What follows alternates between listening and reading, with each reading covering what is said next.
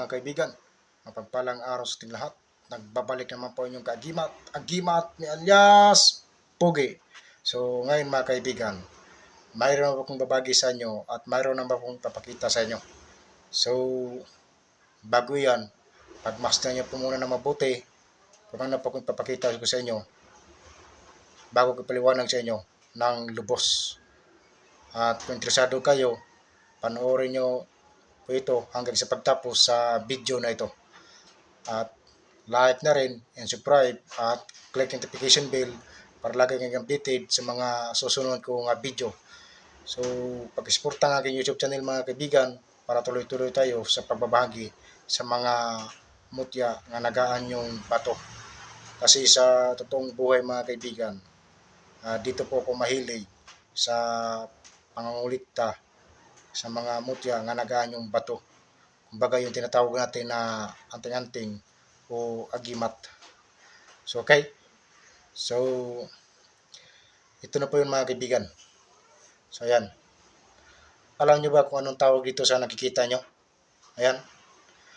So ang tawag dito mga kaibigan sa nakikita nyo, ito yung tinatawag na mutya sa bato arah.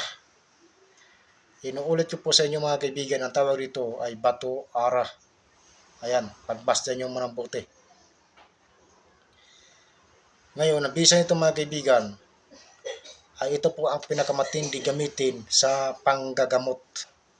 Kung marunong po kayong gumamit. Matindi ito mga kaibigan sa pangdepensa sa mga klase-klaseng mga kulam dyan, mga palipad hangin o barang. Pag meron po kayong ganito, hindi po kayo maaaring tablan. Dahil ito po ang nagsisilbi sa inyo ng proteksyon. Kung tunay lang at kung may bisa yung hawak po ninyo. So, inuulit ko po sa inyo, ito po ang pinakamatinding gamitin sa panggagamot. Ayan. At ito po ay pangkalahatan na proteksyon. Yan po ang bisa ng mutya sa bato arah. Ayan. So, kasi sa totoo lang mga kaibigan, gaya nga po nasabi ko sa inyo noong nakarang vlog ko, nga bawat mga mutya nga nagaan yung bato, may iba't ibang kakayahan yan mga kaibigan at iba't ibang uri yan. At hindi po yan parehas ang kakayahan. Meron po diyang pangkalahatan na proteksyon at meron din po yung hindi. So hindi po parehas yung mga kakayahan ng mga mutya nga nagaan yung bato.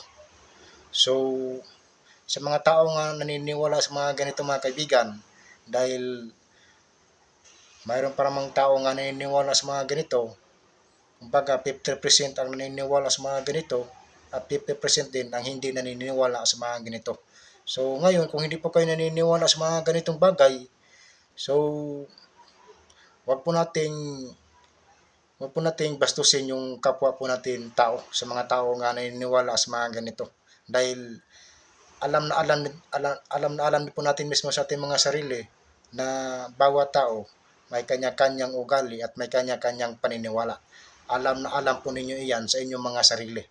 Ngayon, kung hindi pa kayo naniniwala sa mga ganitong bagay, i-respect na lang po ninyo yung mga paniniwala ng iba para walang gulo at walang debate na magaganap. Kasi kung hindi kayo marunong rumespeto sa kapwa nyo tao, mataas ang tingin ninyo sa sarili, bastos kayo magsasalita, lalong-lalo na yung mga iba dyan sa inyo, na minsan meron pa akong nabasa ng mga comment na hindi ko nagustuhan nga bastos. So hindi ko na yan pinapansin mga kaibigan, hindi ko na yan inaano. Kasi ako nakaintindi, mas ako ang nagpakumbaba.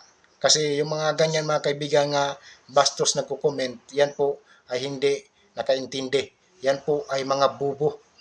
Mga bubo ang tawag ko dyan mga kaibigan sa totoo lang. Kasi yan po ay mataas ang tingin nila sa sarili at walang respeto. Mga bubo ang tawag ko dyan. So okay? So ngayon kung hindi sila naniniwala sa mga ganyan, kung tinatamaan sila ng mga kulam, mga barang, saka sila maniniwala sa mga ganyan. Kasi hindi nila alam na yung mga kulam o barang ay totoo.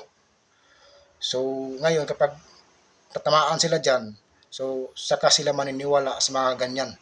So saka sila maghanap ng mga mutya nga nagaan yung bato. Baka magsisi sila sa huli na kung sila'y mamamatay sa pamamagitan ng mga kulam o barang mga palipad hangin dyan. So, yan po mga kaibigan. Kasi wala naman pong mawawala sa atin na kung susubukan nating maniwala sa mga ganito. Kasi mga kaibigan, sa totoo lang, sa totoong buhay, hindi naman ako naniniwala sa mga ganito. So, naniniwala lang ako dahil napatunayan ko na kung gaano katotoo yung mga anting-anting wagimat. So, yun po yung totoo. So, hindi ko napabayang video ito. Magkita-kita tayo sa susunod ng video. Take care to all and God bless natin. Thank you very much. Ako ay yung kaagimat. Agimat ni alias Pogi.